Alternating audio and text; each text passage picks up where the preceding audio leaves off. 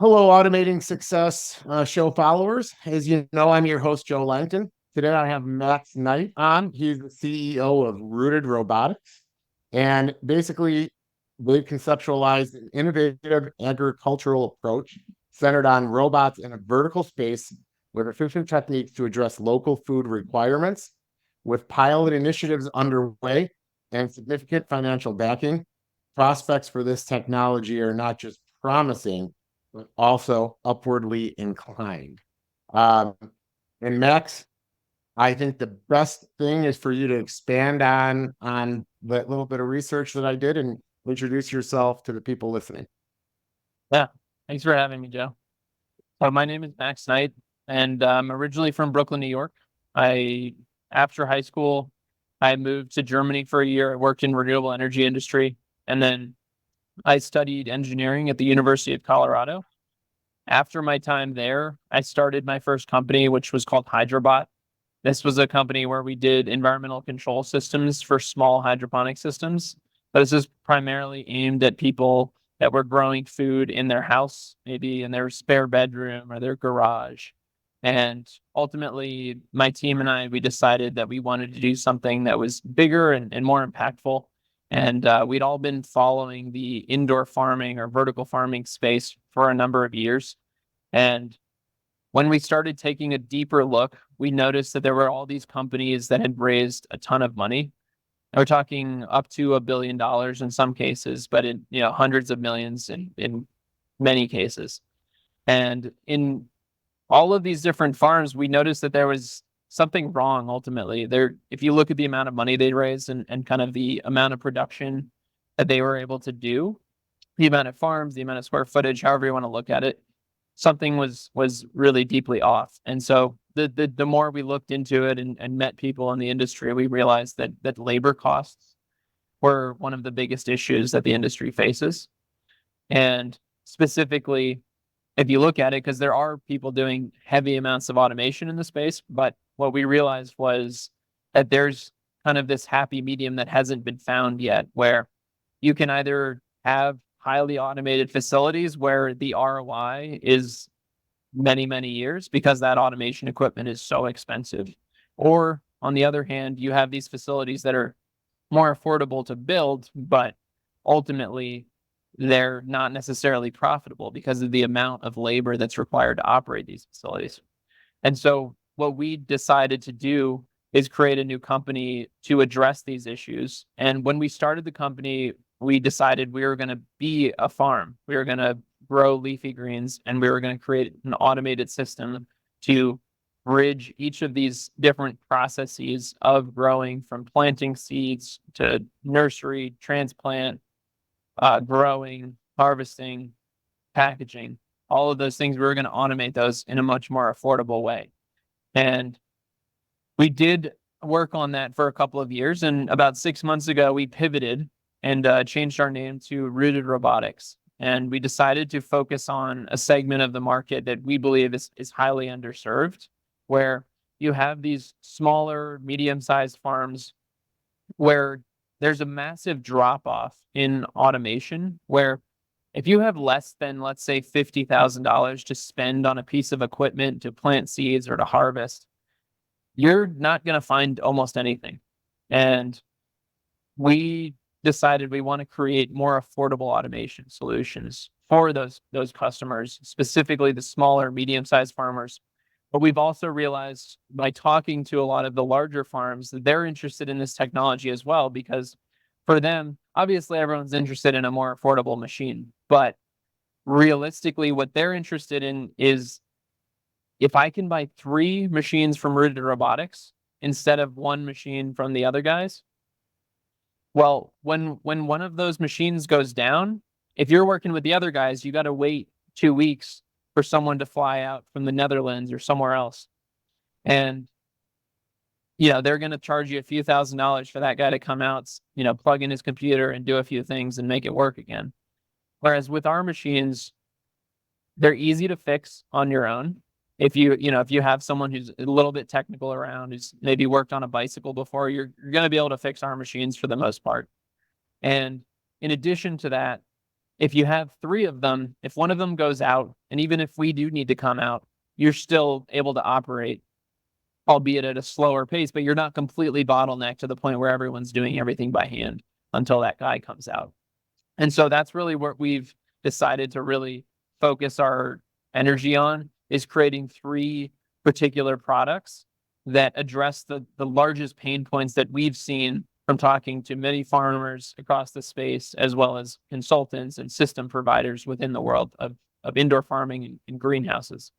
So those products are, the first one that we've come out with is the microgreens seeder. So this is a tabletop unit. It fits on to a table, and all you have to do is you place a tray in there, and then it automatically goes through and plants the seeds in a perfectly distributed pattern. And that's going to give you better yield. And you don't need to really train your employees other than how to put a tray into a particular location, right? So it's a really simple, easy to use machine. You can adjust the speed on, how quickly the seeds are dispensing if you want to meet a certain goal of, this many seeds for this variety and different amount of seeds for a different variety. So that's the microgreen seeder. And then we're also working currently, we hope to have these done by the summer, but we're also working on a harvesting machine for all leafy greens, including microgreens, as well as a machine that's going to clean the trays that people grow in. So in our industry, there's a very standard form factor called the 10 by 20 tray. And we're creating a machine that would clean those, as well as the NFT channels, which is a type of hydroponic channel. So we want to create a machine that has that dual use case and is able to do all of those things. And then in addition to these three products, we also do we do bespoke projects, so very specific machines for a particular customer. And we also do consulting in the space, because one of my partners has been in the space for 15 years as a grower and an operator of these farms.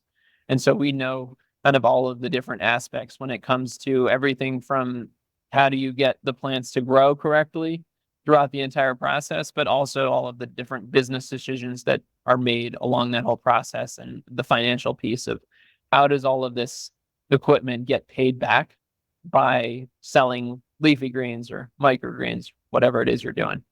So that's the short of my pitch, but let's get into the details. Yeah, I mean, Max, you left me a lot to undress there, but I almost was just figured you could just run with it. You're doing every question I had. It's like you answered it pretty much in one long question. So with that, I might sound a little chopped up when I try to kind of unpackage it a little for the people listening. So first, I want to say that I find it interesting and unique. I shouldn't say unique. I find it interesting that most of the successful people right now in the automation space are people that either A, have somebody on staff or in the team that has done it the old way, the original way with people. Like you said, okay, you have somebody 15 years, you said, in the space, right? Because you can't make automation that works if you've never done it before, if you haven't grown it the other way. And then you also can't actually have someone make an ROI or make a product that's more efficient if you don't know the efficiency metric of a person doing it, right? So kudos to you guys. Great. I'm happy to hear it. And you guys are the types of companies that I love to have on the show, because that's myself.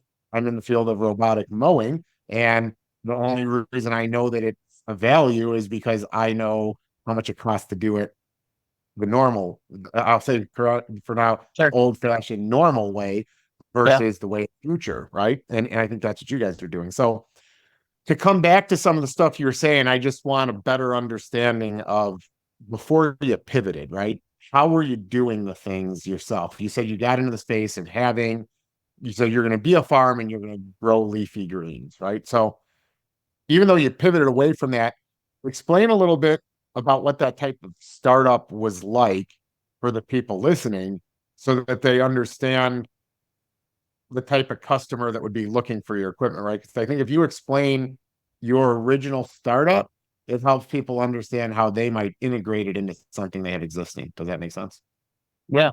So like I said, we looked at all the existing companies out there, and we realized that their automation was either highly like way too expensive, or by selling lettuce, you're not going to really get a true ROI on all of the capital that you put into it at the beginning for 15, 20 years, or you're not even profitable. And so what we did is we really took a bottom up approach and a first principles approach of what are all the different steps on the technical side. We looked at it that way. What are all the different steps that have to happen, and how can we design the space around automation?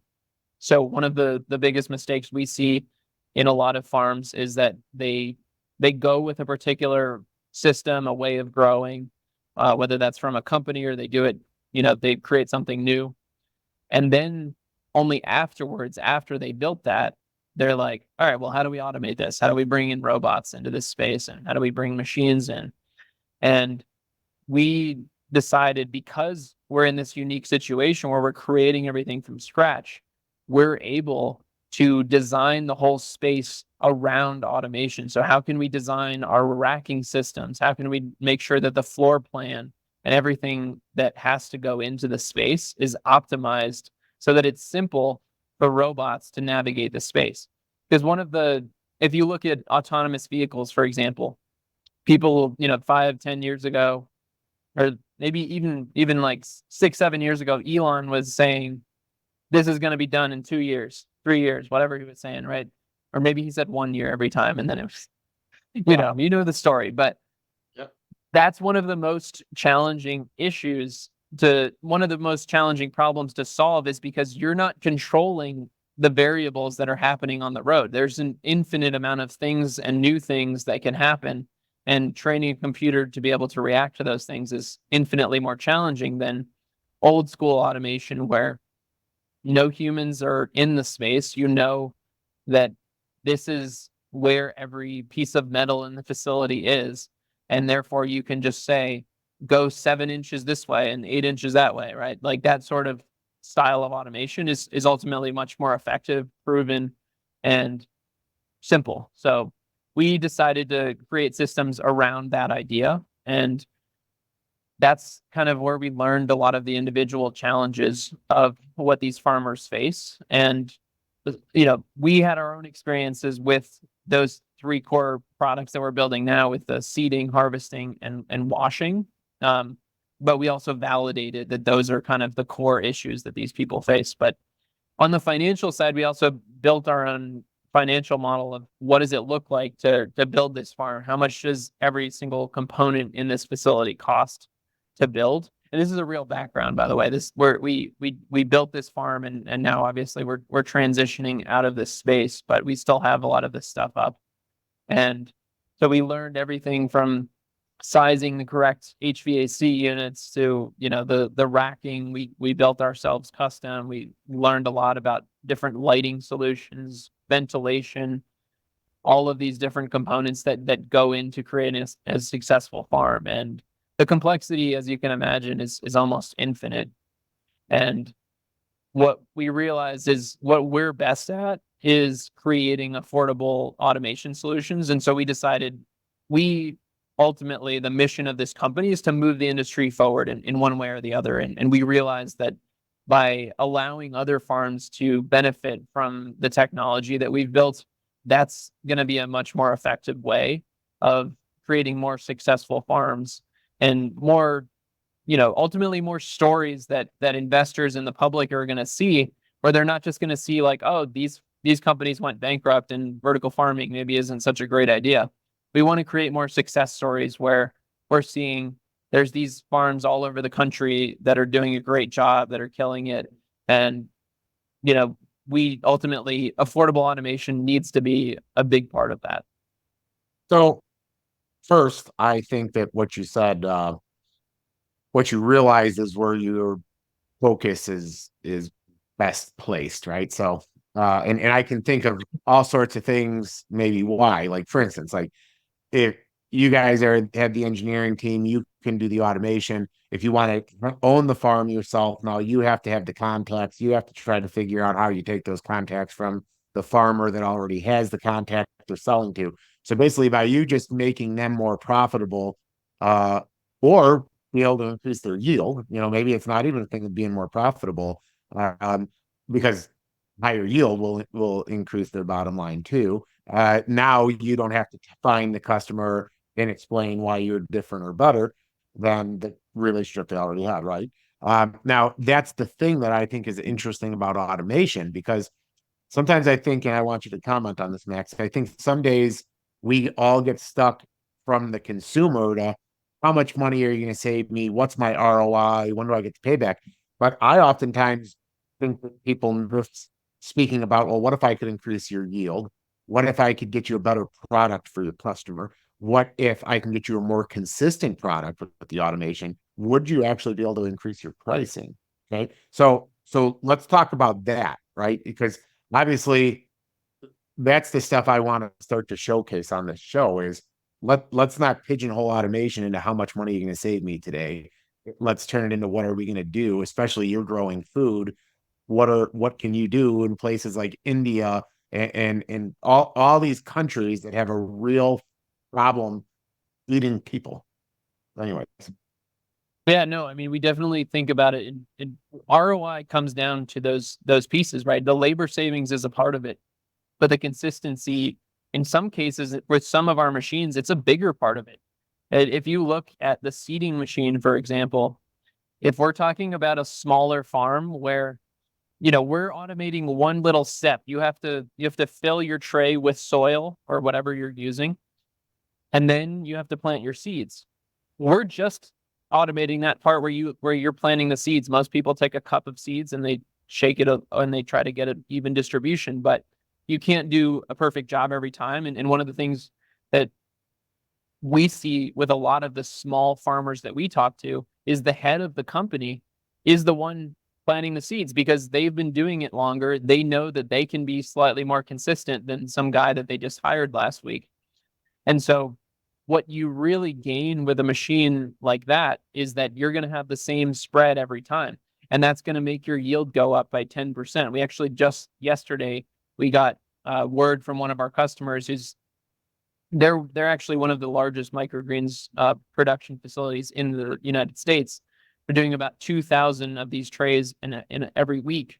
And most of the farms we're talking about, they're doing about 100 a week. So the scale is really you know, to the point where we're really confident with the data, but they told us that they're getting yield increases of 10% compared to what they were doing before. And so if you're able to claim that kind of yield increase, the labor piece of it that we're saving is pretty minimal because for these small farms, if you're going from, let's say it takes you 15 seconds a tray, but you're only doing 100 trays in a week, that's not a lot of hours. That might not even be, more than a few hours all throughout the week. So when we're cutting your labor from, let's say, 3 hours to 1 hour with our machine, it's about a 70% decrease in labor. Cool. You went from spending let's say $45 a week on labor to 15. But that $30 in savings is really not the reason you're buying the machine. The reason you're buying the machine is because you're going to get 10% more yield. And so every single tray that you spend labor and resources on, you're going to be able to have more product that you're selling. It's going to be a higher quality product because the seeds are distributed perfectly. And so that's really how we like to think about it with each of our products. How can we, some of the products like the, washing the trays, that's pretty much just a labor thing because, you're that's post-harvest. It's just a task that you have to get done. But the harvester is another product where we really focus on that yield.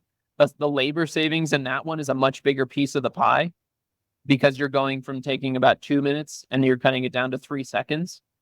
But it's the same argument there because you can achieve a very consistent cut with a machine that you would never get by doing it by hand. And so doing it that way, if you're using scissors and doing everything by hand, you're going to get a certain yield, and we estimate that it's going to be a similar 5 to 10% increase. We're still waiting on numbers to come back from third parties, but it's the same kind of idea where if you're able to achieve that consistency, you can have that peace of mind as a business owner that what you put in your spreadsheet when you're projecting these numbers out is actually going to be close to reality. And ultimately, that's what's going to help a business owner make good decisions. So for people listening in here, I'll play like I'm kind of. I mean, I'm not a farmer, right? Well, technically, I am. I grow trees, but I don't grow consumables, right? Sure. So when I look at it, first of all, I keep hearing you bring up microgreens. So just explain to people what's a microgreen. Yeah. So You a know, microgreen is a young green that's about 2 weeks old, give or take. So it's smaller than a baby green, which is really what you would commonly see in a grocery store that's packaged in those clamshells that you see everywhere, and they're in salad kits. So microgreen is just a slightly younger version of that crop.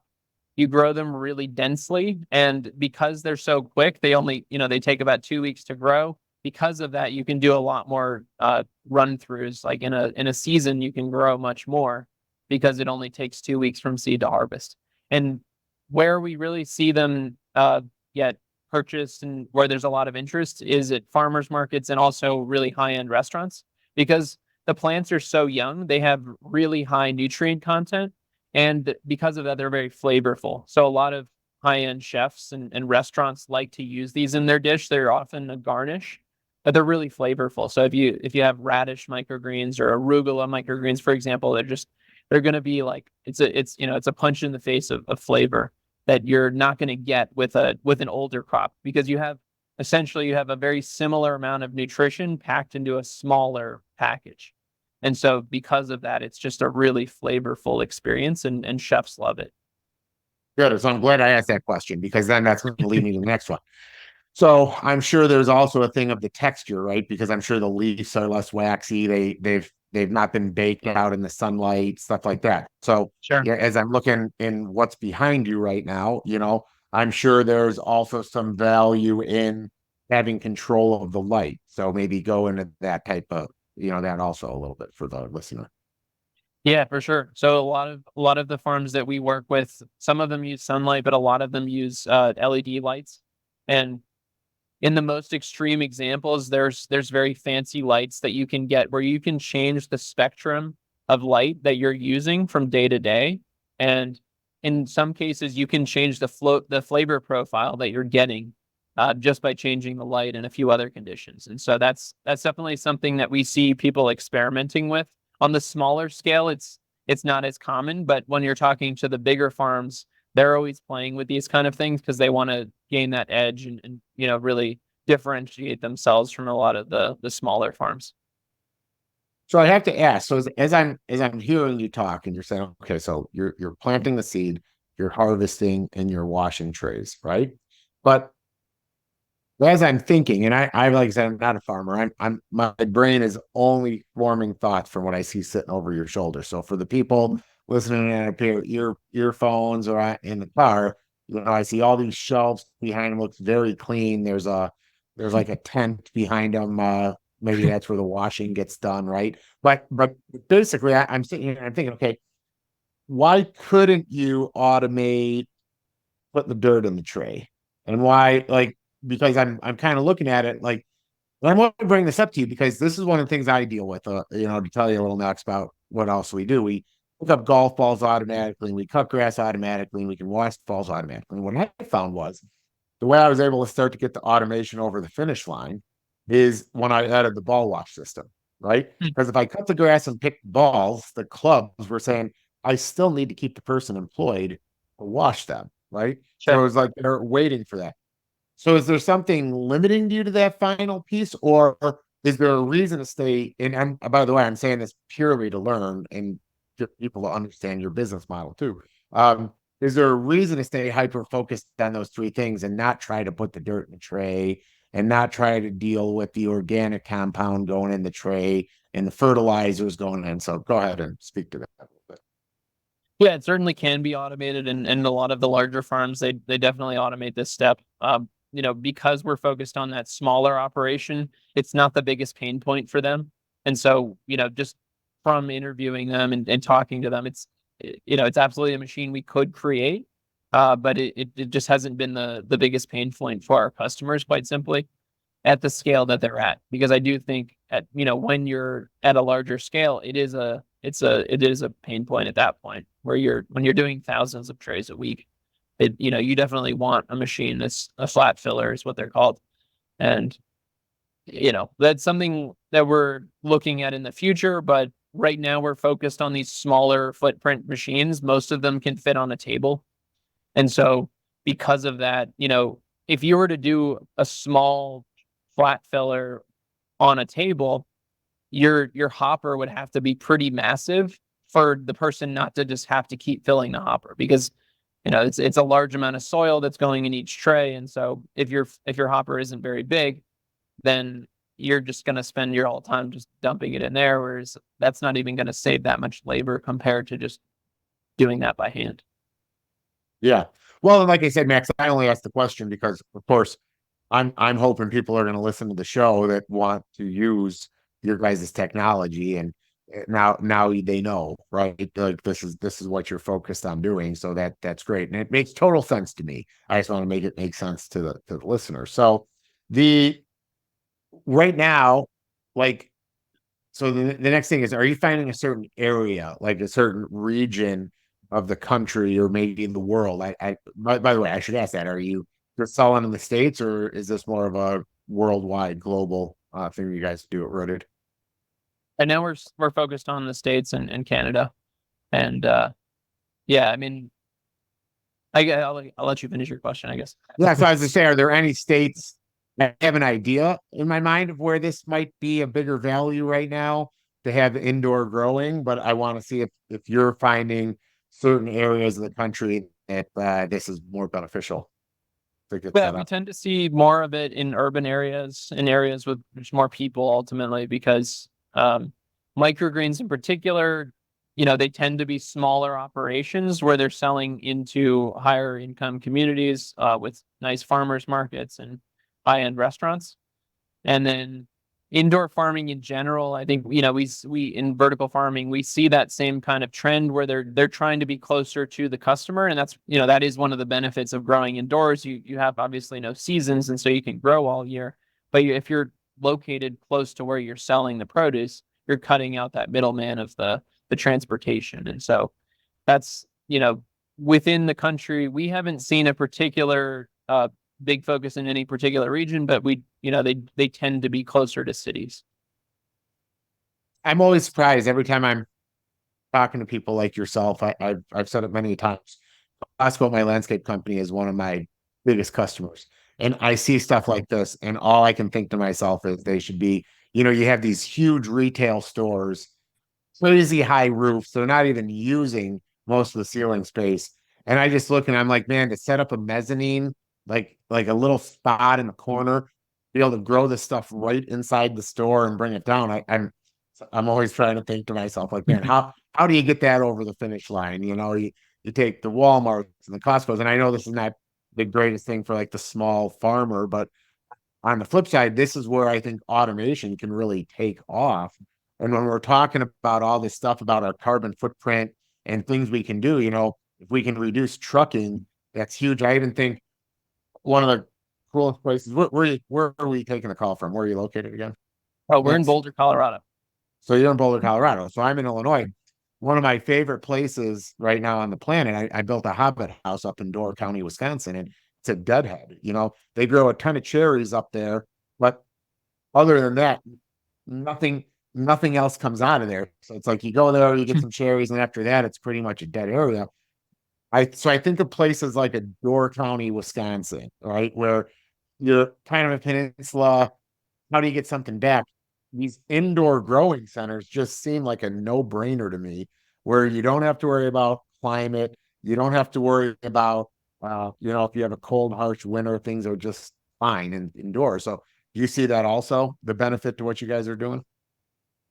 Yeah, absolutely. I mean, there's more and more interest from traditional farmers in the space. I think what people are waiting for is the business models to mature. If we look at the greenhouse industry, which is significantly older compared to indoor vertical farming, those business models have been worked out at this point, and you see all over the Netherlands. I mean, it's a significant portion of just the land area of the Netherlands is greenhouses, and there's a region in Spain where you see the same thing, and they just grow a tremendous amount of food in very little space. And you know, for the indoor space, I'd say a lot of people are still looking at it as a fairly risky proposition.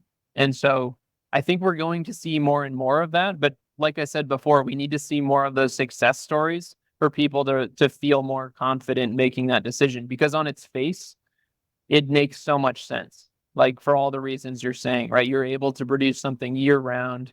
You can do it in an area that's rural, but maybe close to a city.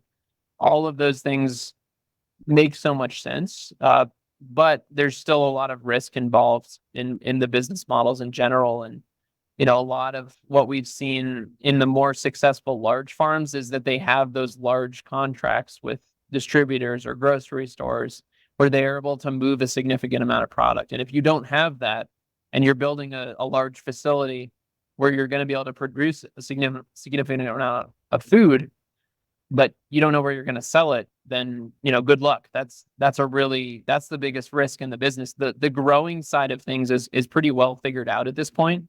The labor piece still needs work, and that's really what we're doing. But the sales side of things is also, still not quite there, where, it's still ultimately, it's a tough business to break into those markets. And, most of these grocery store chains, they already work with large companies where they're pretty satisfied with what they're getting. And so you need to be able to displace that. And if you're selling your products because you have significant labor challenges or whatever, if you're not able to sell your product at a competitive rate, then it's still a very tough business. Yeah. So to kind of get back to the automation side, so I'm not just talking the business side of it. So, you know, how, from your point of kind of thinking about this, how long did it take you to get it out? And do you think you're fully evolved, or do you still think you're kind of in the evolution process, if that makes sense, from what you're learning from your customers? Yeah, no, we're still pretty early in this process. We released our first product, the tabletop microgreen seeder, just about a month ago. And like I said, we're still developing those other two core products of the harvester and the tray washer. But long term, the vision is really to create more of these steps, of these individual steps, of whether it's a flat filler or, some of these other machines that are also smaller pain points, but they are pain points. We eventually want to create kind of machines for all of those little steps, as well as systems that will integrate these steps. Because one of the things we see in the larger farms is in some cases, they do have a lot of piecemeal automation where you have a seeding machine, a harvesting machine, a tray cleaning machine, but you still need someone standing there most of the day, or in some cases, 5 people operating these machines, bringing, plants from location A to B back and forth all day. And so the more we can kind of work with autonomous mobile robots and various other systems to automate the integration of those steps so that you can plant your seeds and then automatically bring them to a nursery area or a germination area, transplant them automatically, move them into the vertical stacks automatically. Those are all the things that we initially, when we were still a farm, those were a lot of the projects that we were working on. And long term, we want to bring that back into the mix. But right now, we're really focused on these core products because, like I said, it's just those are the biggest pain points for the small guys. And long term, you need all of those steps to be integrated for the larger facilities. For the smaller guys, it's not as much of a labor piece, obviously, because they're just not doing the same amount of production. But it's, like I said, it all comes back to how do we create more successful farms, and the more of these pieces we can bring together, the more of that we'll see. I agree with you. So your background, or you are an environmental engineer, right? That's what you said. Yeah. So how do you see this? We all do things because certain things we do kind of satisfy a kind of an itch, right? So like how does this satisfy that environmental itch for you? Like environmentally, what's the benefits of what you're doing in your opinion? Yeah, well, that's the whole reason I'm in this industry at all. I mean, when I first learned about it when I was in high school, so this was before I decided to study environmental engineering. But I, you know, I learned about vertical farming, and the key points for me on the environmental side is you using 95% less water, in some cases more, because you can recapture the air that's in, the humidity. You can condense that back down through your HVAC systems. You can get down to basically 99%, where the only water you're using is the in the plants that you're selling that's leaving the building. But beyond that, being able to grow year round, cutting out that shipping component is huge. And then another one is pesticide use, right? Because we're indoors in these controlled environments, there's a lot less needed in most cases. Most of the vertical farms that we work with don't use any pesticides at all. And and so because of that, you don't have, fertilizer and pesticides running off into the environment. And so whether it's a climate change piece or just a pollution piece, it's just such a logical way of doing things that, as long as we can get the energy components to be more uh, affordable, or just use less energy in various clever ways, then it just really makes sense to be able to grow food like this all over the world. And the other way I look at it as well is climate change is coming, and we need an insurance policy when it comes to food, right? We need to be able to grow real amounts of food in a scalable way that's completely independent of the weather. Because sure, there's all these carbon capture companies out there, and they're working on solutions, but we can't rely on that, right? And we can't rely on fusion energy working out, and energy getting really, really cheap. I hope those things happen, but we need a backup plan. We need to be able to grow serious amounts of food regardless of what's happening outdoors. And that's really what makes me passionate about this whole industry. And that's the evolution of my journey. I learned all of those things. I was like, all right, this makes a lot of sense. Why isn't it working? How can what are those pieces that we can work on to make the whole industry thrive? Because ultimately, long term, it can't just be leafy greens, right? It needs to be potatoes and things with real amounts of calories and protein, that we're able to create a real food system that can operate independent of climate. Because hopefully things don't get that bad, but they might, and we need to figure out what's going to happen. Yeah, I think you brought up a few things that interest kind of perked me up a little. First of all, you brought up growing a controlled climate, and wondering if this is one of your in your sales presentation, but you know, being from Illinois, you're in Colorado, you don't have a 12-month growth season, but when you have indoor growing, you do, which means technically, as far as part of an ROI, you can have consistent staff growing year round without furloughing or laying them off, right? So the worker has to be happier, and they're in a controlled indoor climate, though.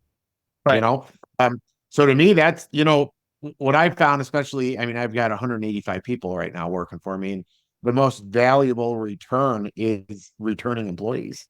When Sure. when you have someone that's Yeah. constantly happy and returning, I don't really know that you can. It's really invaluable, to be honest with Sure. you. So that's something I just put out there for anybody that's a skeptic of what you're saying and doing. And then second thing I want to expand on in the environmental side is, I feel like, I mean, I'm a very logic driven person, right? So I look at climate change like this. We have only been keeping records, 130 years, right? So you have two sides of it. We're humans are definitely affecting, and then you have the side that says, nope, it's part of the curve. Okay, Sure. either way, you can't Right. deny the Either way. fact that it's warming up and it's Yeah. raining a lot. Okay, Yeah. and a flooded farm field increases yield, right? A farm field that can't get worked decreases yield. So Yep. so you can argue about that, but you brought up something that I'd never thought about in this argument. While you argue about it, in 2 decades, people might be starving. Yeah. So, so while it all gets figured out and we find out who was right or wrong in the future, we still have to eat to make it there. You know. Yeah.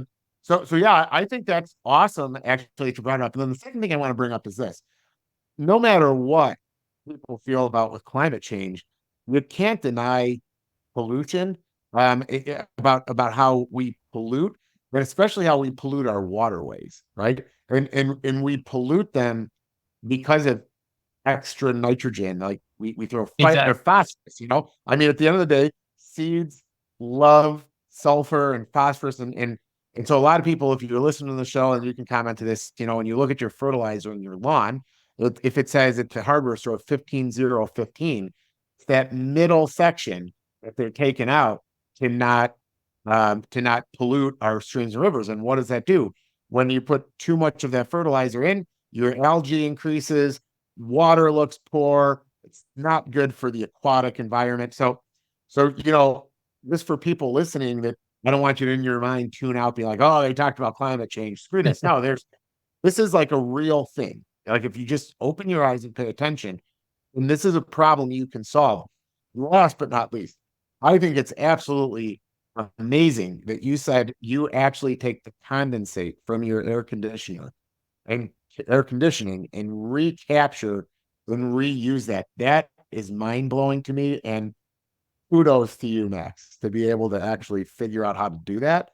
Um, because yeah, I mean that's evapotranspiration, right? So like the plant's gonna evaporate everything it's soaked in, and if you're recapturing it, that's like next level to me. So I just want to congratulate that. Congratulate. Well, it's not Uh, something that we do as a company, but it's common in the industry. okay, well, for all the people in the industry doing it, like pause. So sorry I went off on that, but you kind of hit like a passion. No, no. I mean, I completely agree that, you know, obviously there's a lot of like politics that come into play when you talk about climate change, but pollution is something that everyone can agree on. We all want clean water and clean areas to go fishing and do all of these, hunting, all these things. People want to be able to have beautiful places to go to, but you know, ultimately it doesn't matter if it's human created or not. We want it to be stable so that we can continue to thrive as a species. And so I completely agree with what you're saying there.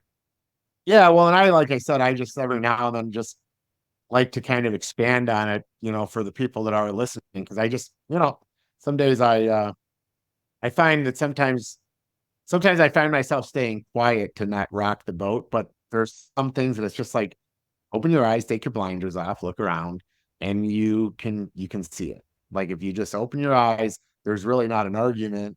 And if we can if stuff like this can make it better for the future, then why are we going to fight it? Like there's no reason to fight it. And especially when you look at all these urban areas where, we need housing, but you also need food. And then I also look at this as like a lot of people that come on the show, when you're talking about the commercial real estate decline, as retail stores start to decline and close. I just, I mean, they already have the power that, they're already in Right. areas where you have three-phase power and stuff. So sometimes I look, like for me, like I own a nursery, and I look at the hardest thing if I want to put this on my property is, would I have enough power to do it? Well, I'd have to, in Illinois, it's ComEd. I'd have to get ComEd to do a power study versus Sure. if I found a spot that I could kind of get a city to change the zoning, repurpose an old retail location, a farmer in the space could go crazy with this. Looking at what I'm seeing over your shoulder, would you agree with that also, Max? Yeah, no, definitely. I that's one of the really interesting pieces is, because of Amazon and a lot of online retailers, there are a lot of these empty retail spaces throughout the country. And so I think it's an opportunity that is going to be really attractive in the coming years. And I think, other similar projects that we've seen in the industry that I think are really interesting is that how do you repurpose the waste heat that comes off of these facilities? Because ultimately, you're looking at the shelving behind me, and in if this was fully operational, there'd be a few thousand LED lights in here. And so you need to remove all of the heat that they're creating. And so one of the interesting types of projects that we've seen is where people are trying to integrate these systems into apartment buildings and office buildings where you need to heat that space anyway. So why not just take the heat from the farm and use a heat exchanger to spread it out into that space to this is obviously for colder areas if you're in Florida, it's not going to make so much sense. But you know, depending on climate and obviously like pairing these with the types of environment, like you said, in Colorado and Illinois, we can't grow year round anyway. So this is a perfect way to be able to marry those two problems and, come up with a solution that solves a lot of these things.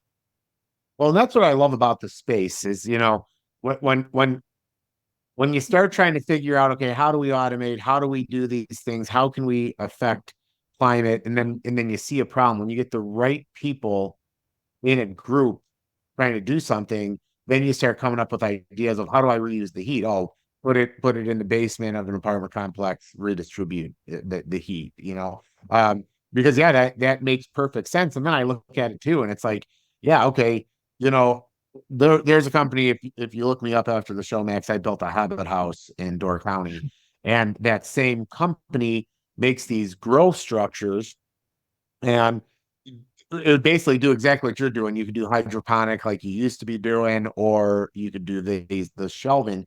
But the cool thing is they're so sealed that they were putting carbon dioxide into the units to increase the grow, how Hmm. quickly the plants would grow, right?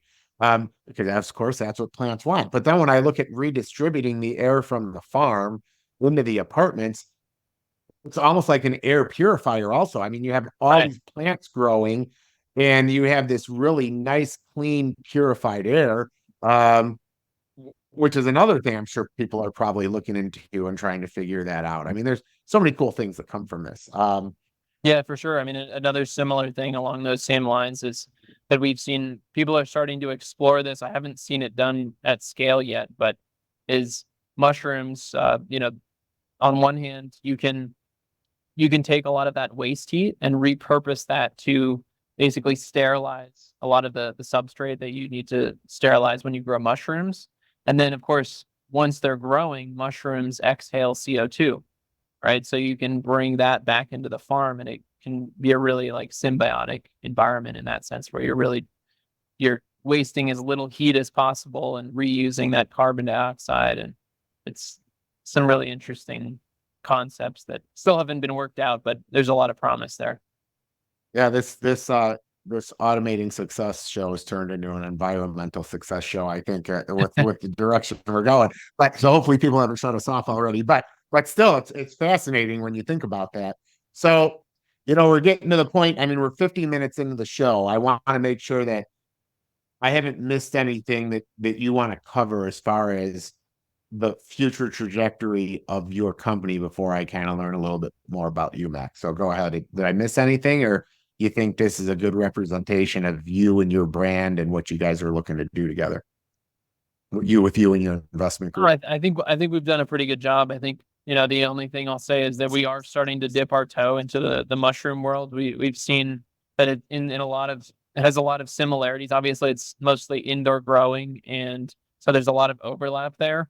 And what we've seen is that in the U.S., most people are growing their mushrooms in these, in a bag, and these bags they present a lot of challenges to automation, and we haven't seen other than at the largest scale, we haven't really seen any automation. Lower cost machines for the people that are doing this at a smaller scale, which is the vast majority of mushroom growers. There aren't that other than the we call them button mushrooms or agaricus mushrooms, but the most common ones that you see at most grocery stores. Other than those, most of the oyster mushrooms, lion's mane, those kinds of more fancy mushrooms are being grown by very small farms and small facilities, and there isn't that much automation in that space. So that's another thing that we're looking at, and we're looking at a couple of projects that, like I said, they want to integrate the two of them together so that we can gain some of those efficiencies that you get from co-locating those projects. But yeah, I think we did a good job of covering what we do, and appreciate you having me on. We should look into. I mean, honestly, I'm very interested in this, and as you can tell, I hopefully you realize that I'm genuinely interested. I mean, my brother and I, we have a nursery in Woodstock, and I'm like thinking to myself, like, what would it take to set up like a space like this, and especially when you bring up mushrooms, and it's like I have lots of friends in the restaurant business, and there's a lot of these like in my area, especially in Northern Illinois. it's been actually pretty inspiring to see how many farms that used to just grow corn and soybeans are starting to grow you pick tomatoes and kind of getting more local Yeah. with the growing. And but I think about what you said with the mushrooms, and it's kind of, I'm glad you added it at the end because I look at that and you can kind of tell, like, depending on the certain stores, like which ones had the good ones. And mushrooms can very Yeah. quickly get like that slimy, get spotted. I never want Oh to yeah. buy one, you know? So yeah, I mean, I'm kind of interested in that whole, like how you would tie the two together. Like we might have to further the conversation after the podcast, and see, because I love automation and I have the nursery anyways. I already have the ad zoning. I don't even know what's Okay. stopping me from just throwing one of these, throwing one of these up and kind of learning just how to do it. But I mean, that's how interesting this show is to me. So so did you always live in Colorado? Like, how long have you been in Colorado? I grew up in New York City, so I lived there until I was about 18. And then my mother is German, so I moved to Germany for a year after high school, and I lived in the city of Bonn, which was, if you're old enough, the capital of West Germany when they were still separate. And then I lived for a month in Hamburg, and in both places I did internships at renewable energy companies. So the first one was at the solar energy company. They sell panels. And yeah, when I was working there, this was the time where China was price dumping, which is essentially where they sell their competitive products at a price that where they're losing money. But the Bank of China is bankrolling them, and so they can gain market share and just wait everyone else out until everyone goes out of business. And so uh, yeah, that's what I did when I was 19. I worked in that industry, and then like I said, I studied engineering and came out here to Colorado to do that, and been here ever since. Yeah. So like you said, your mom, it's you. Do you have any siblings, like any other family? And are they in the same type of thing, or are you a outlier in your passion here? I mean, I think I'm a bit of an outlier. Like if you go a couple of generations back, there were a number of engineers in my family, but my father's a lawyer, my mom was a language teacher, and my sister is a designer, so she does graphic design, UX design, and so we're all in pretty different fields. Yeah. Yeah. So yeah, just kind of learn a little about you so for the guests. So like outside of this, what do you do for fun? Or is literally, because like for me, people ask me this, and automation and business is what I do for fun. Like that is like what I do. But seeing for you, like what Max does outside of this podcast, or this what you do. Yeah, no, I mean, I think I'm similar in a lot of ways. I love what I do, and I love the playing with robotics and machines and all those things. But yeah, outside of working here, which is most of what I do, but I have recently I started free diving, which is where it's basically diving without any gear, right? You just take your breath and that's all you have. And then I hike a bunch because we live in Colorado, so there's not a lot of diving opportunities out here. But when I do make it out to the ocean, that's something that I've really come to love and enjoy. And it's on some level it's very scary, but if you do it with the right people and with a big enough group, it's pretty safe, and it's All really right, so explain this free diving thing to me because yeah, so listen, I went diving for real once and I'll never do it again. Freaking little orifice thing got knocked out of my mouth and that's it. And I was only like 10 feet deep. So how deep can you get and how long can you hold your breath? And how does one go from a Joe Langton who seems petrified of this to holding your breath and going down in the water? So yeah. So I've only been down to just about 35 feet myself, holy cow. and but the world record right now, I want to say is, and everyone does this in meters because they're mostly European and, well, just the rest of the world. uses meters, but I think the world record right now is 136 meters, which is more than 400 feet deep, which is completely insane. And I have no interest in going that deep myself, but yeah, I mean, the way that someone like me or you gets into this is you take a course basically, and they teach you different breathing techniques. It's all about relaxation. So if I can lower my heart rate, my body's going to be using less oxygen, and therefore I can stay down there longer without running out of air. And beyond that, you learn to deal with carbon dioxide that's in your lungs, right? So as our body uses energy, we go from oxygen to carbon dioxide, and what actually triggers our internal response that our body says, I want to breathe, is the buildup of carbon dioxide. It's not the absence of oxygen.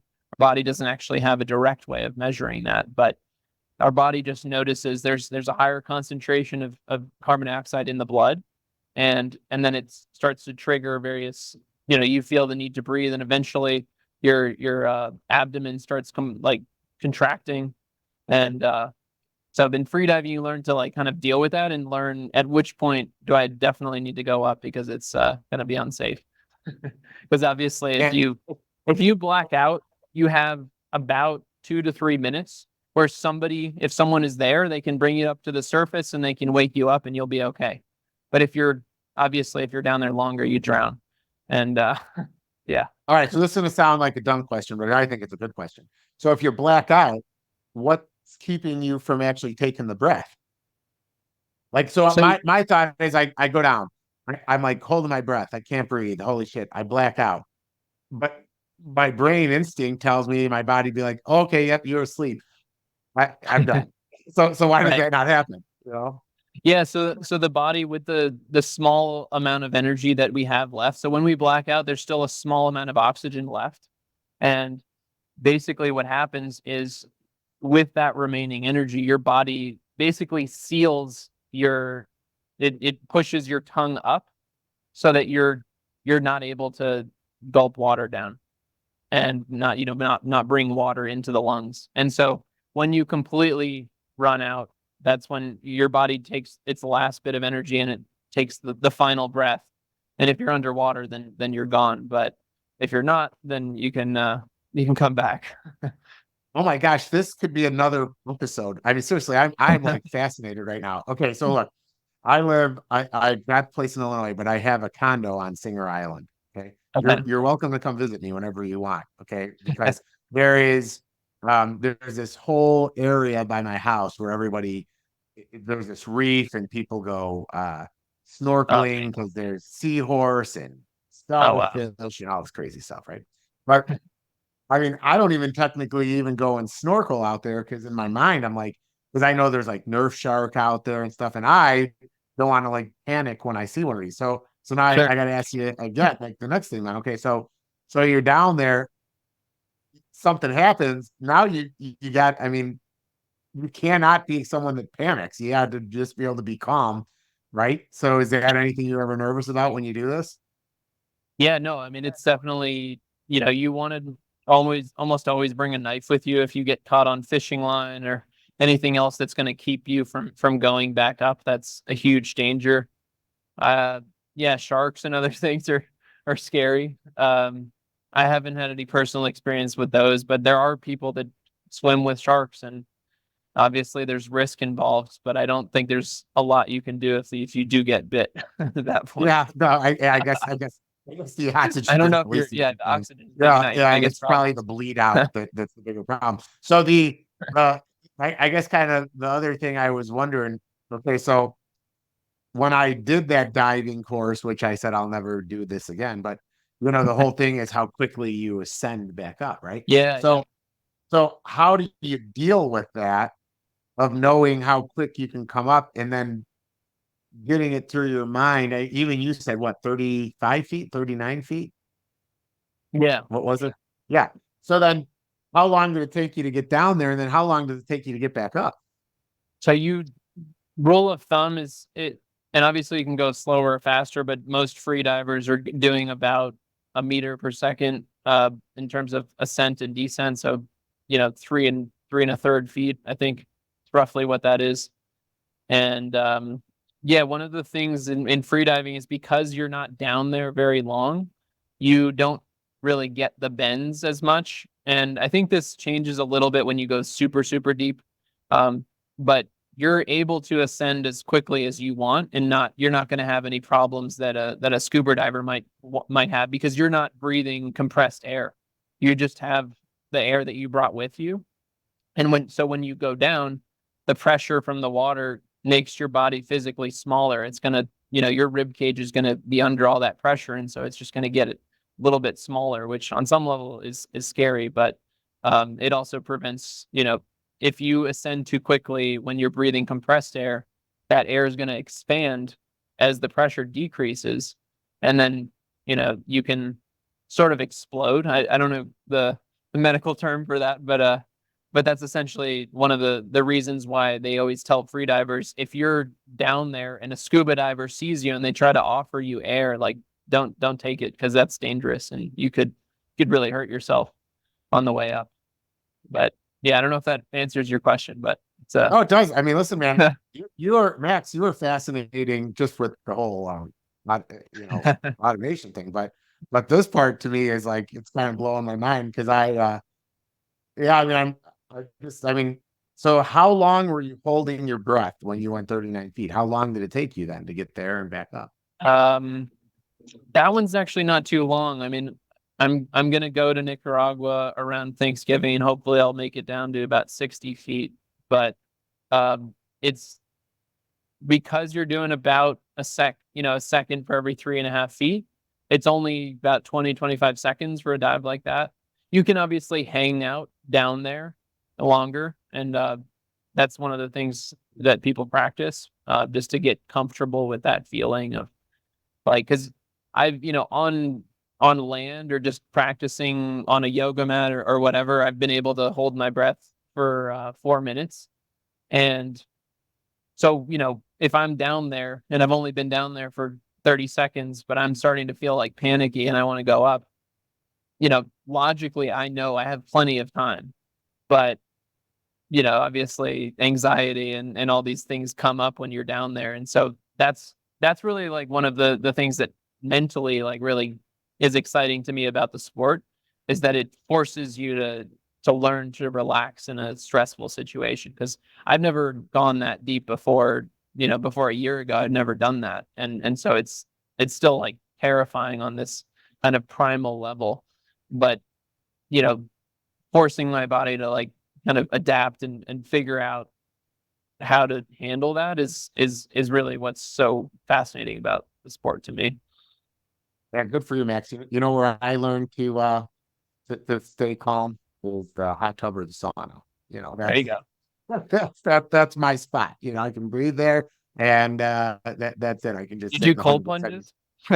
So I'm not a cold plunge person. I have a friend who's been on the show before. His name is Joel Northrup, and hopefully Joel listened to this podcast and heard me talk about how it's funny. I'm 45. Joel's in his 20s, and he has all these like little bits of information that most people don't have. And he's like so about the sauna, and he's always telling me, you got to do saunas, you got to do saunas. And Oh and yeah. one of the things that Joel and I realized was we, he came and stayed at my place. We went and sat in sauna together, and I didn't start to sweat. Like if Joel was here, he would tell you, and maybe he'll comment like somehow on the social media. But we took me like 15 minutes to start to sweat, and he has this whole thing on like how long it takes you to sweat in a hot environment is Hmm. actually your capacity to deal with stress, because your Oh wow. body doesn't stress quickly. So Yeah. if you get hot and instantly start to sweat versus someone that doesn't, it's a stress Hmm. indicator. But I suppose just hearing that you have to hold your breath, that stresses me out. It stresses. So anyways, man, good for you. I'm impressed. That's pretty impressive, Max. So I hope you make the 60 feet, and I hope you can tell me about it one day, because that's insane. Sounds good. So all right. Well, listen, man. With that, I think it's a good. I think the audience definitely knows you, especially now that they know you. You're a little insane, in my opinion, but good for you to do what you're doing.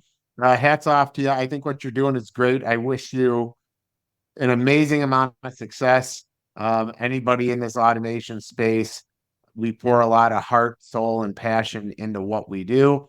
But it's only people like you and others that have been on this show that I think will make it a better place to live in the future. So thanks for what you're doing. Thank you, Joe. Appreciate you having me.